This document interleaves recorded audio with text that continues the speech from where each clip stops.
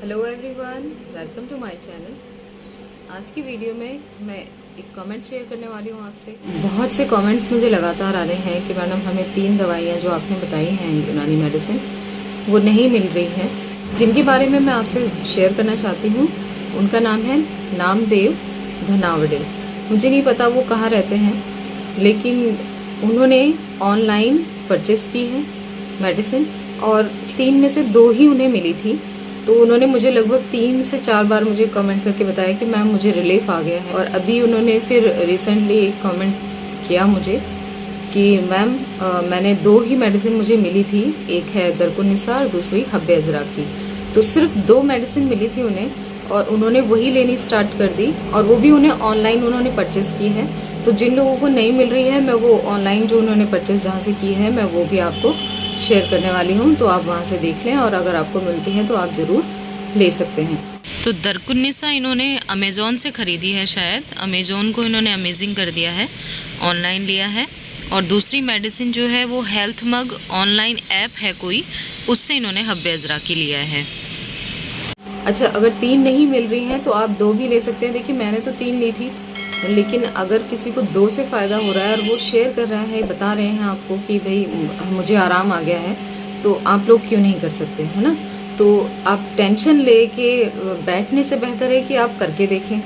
मैं तो यही कहूँगी कि अगर किसी को रिलीफ आ जाता है तो वो सबसे बड़ी बात है। आप लोग उसे अगर 2 मेडिसिन मिल रही हैं तो आप ये वेट मत करें कि तीसरी कब मिलेगी मैं तब स्टार्ट करूँ। आप लेना स्टार्ट कर दें। मैंने तरीका आपको बताया ही है, तो डोज का जो तरीका है आप उस तरीके से लें, और बाकी जो परहेज़ मैंने बताए हैं वो करें, मालिश करें, सिकाई करें, और जो मैं बताती रहती हूँ खाने पीने में जो परहेज़ हैं वो करने हैं, और उठने बैठने झुकने का परहेज़ तो लगातार करना ही है। तो आपको अपने आप ही पता चल जाएगा कि आपको इन मेडिसिन से कितना रिलीफ हुआ है। दूसरी बात, मुझे कुछ कमेंट्स आ रहे हैं कि प्लीज़ आप अपनी MRI दिखाएं। देखिए 2013-14 की बात है जब मुझे स्लिप डिस्क हुआ था, और मैंने 2 MRI कराई थी। एक मैंने कराई थी 2013 में, और उसके बाद 2014 के दिसंबर में मुझे दोबारा MRI करने को कहा गया था, जिस वक्त मुझे मतलब कंडीशन बहुत वर्स्ट हो गई थी, और उसके बाद ही मुझे सर्जरी के लिए कहा गया था। तो मैंने अभी पूरा सर्च किया है, वो शायद हम लोग फेंक चुके हैं क्योंकि इतना भारी था वो, और इधर से उधर कहाँ ले जाते। तो मैंने वो लगभग हमने MRI हमने अपनी रखी नहीं है, क्योंकि MRI बहुत पुरानी टाइम से थी और हमें अब उसकी ज़रूरत भी नहीं थी, तो वो हम लोगों ने फेंक दी है। तो वो नहीं मिली, लेकिन मुझे कुछ पर्चे मिले हैं उस वक्त के, जो डॉक्टर को मैंने उस वक्त दिखाया था। तो आपके डाउट को दूर करने के लिए मैं बस इतना ही कर सकती हूँ कि मैं आपको वो रिपोर्ट्स जो मेरे पास जो पर्चे पड़े हैं मैं वो दिखा देती हूँ। अगर आप लोगों को जो डाउट है अगर थोड़ा दूर हो जाता है तो बहुत अच्छी बात है। बाकी मेरे पास MRI और MRI की रिपोर्ट्स अब नहीं है, तो मैं वो आपको दिखा देती हूँ क्या है। उनकी ये डिस्क्रिप्शन है जिन्हें मैंने दिखाया था। तो ये देखिए, इसमें डेट पड़ी है 20 दिसंबर 2014 की, तब की है जब मुझे दर्द बहुत ज़्यादा था और मैंने दोबारा उनसे कंसल्ट किया था। तो मैं लगातार दवाइयाँ खा ही रही थी 22 दिसंबर 2014। तो यहाँ पे उन्होंने मुझे रिपीट MRI करने के लिए कहा था, और मैं आपको दिखा देती हूँ। ये मेडिकेशन वगैरह थी उनकी, फिज़ियोथेरेपी वगैरह उन्होंने लिखी थी। और इसके बाद की जो ये है, इसके बाद वाली जो थी जिसमें मेरी रिपोर्ट्स वगैरह आ गई थी, तो ये यहाँ पे उन्होंने बताया था, ये है। और मैं आपको एक चीज़ दिखाना चाहती हूँ कि ये 15 जनवरी 2015 की बात है। 15 जनवरी 2015 को उन्होंने मुझे सर्जरी एडवाइस की थी, सर्जरी, और ये सर्जरी उन्होंने कह दी थी मुझे। और जब मैं भी यही कहूँगी किसी को भी जिसको भी प्रॉब्लम है वो सर्जरी के लिए प्लीज़ ना जाए और मेडिकेशन पर ही इलाज ढूंढें। मेडिसिन से आप ठीक हो जाते हैं, तो यही उम्मीद करती हूँ आप लोग भी बहुत जल्द ठीक हो जाएंगे। 13/5/14 ये इतनी तारीख को हमने दिखाया था, स्टार्ट हुआ था जब। तो यहाँ पे इन्होंने लिखा भी है लो बैक पेन, ठीक है। और ये सब चीज़ें इन्होंने बताई थी कि हाँ भाई L4 L5 इन्होंने लिखी है, लेकिन मुझे समझ नहीं आया था उस वक्त कि ये क्या है। उस वक्त तक हमने सिर्फ एक्सरे कराया था, और एक्सरे मेरे पास पड़ी भी है, पर मैं एक्सरे आपको नहीं दिखा रही क्योंकि एक्सरे में तो कुछ दिखाई देता नहीं है। एक्सरे मेरे पास अभी भी है। MRI बड़ी बड़ी थी, भारी थी, तो वो हमने फेंक दी थी। तो ये सबसे पहले जो डॉक्टर थे उन्हें मैंने दिखाया था। उन्हें तो पता चल गया होगा ना कि मुझे क्या दिक्कत हो रही है। तो ये है, ठीक है ना। तो ये आप लोगों ने देख लिया है। आई होप कि आपका डाउट थोड़ा सा दूर हुआ हो, और अब मुझे इसकी ज़रूरत नहीं है, और मैंने उसके बाद ठीक होने के बाद मैंने MRI कराई भी नहीं है, मुझे उसकी ज़रूरत नहीं पड़ती। और दूसरी बात ये है कि MRI बहुत महंगी होती है, तो बार बार किस लिए करानी। तो ये तो हुई ये बात। और एक कमेंट मुझे कल ही आया है कि प्लीज़ आप अपने भाई साहब के बारे में बताएं, जिनके लिए मैंने पिछले कुछ टाइम पहले मैंने शेयर किया था अपने वीडियो में।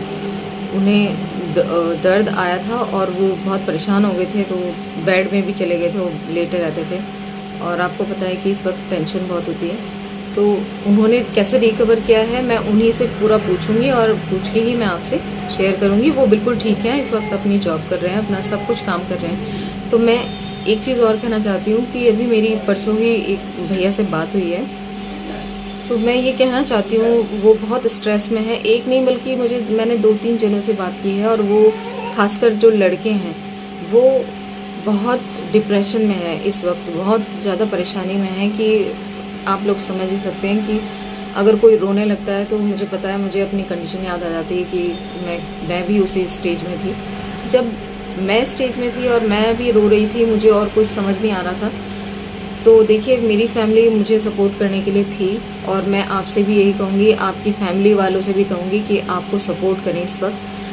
कुछ लोग जो जिनसे मैंने बात की है उनका कहना है कि घर वाले कह रहे हैं कि तुम बार बार डॉक्टर बदल रहे हो। तो मेरे साथ भी ये प्रॉब्लम थी कि जब मुझे आराम नहीं आता था तो मैं कहती थी चलो कहीं और चलें, क्योंकि अपने आप को तो रिलीफ चाहिए कहीं से भी मिले, है ना। तो जब हम कहीं और जाते हैं तो हमें उम्मीद रहती है कि शायद हम यहाँ से ठीक हो जाएं।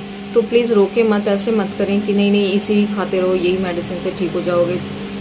आपको भी पता है, औरों को भी पता है, जो लोग डॉक्टर बदल चुके हैं, कि एक से अगर रिलीफ नहीं आ रहा है तो कहीं और तो जाना ही है। और मैंने भी 10 हकीम डॉक्टर चेंज किए हैं, और मुझे तब जाके मुझे आराम मिल गया है।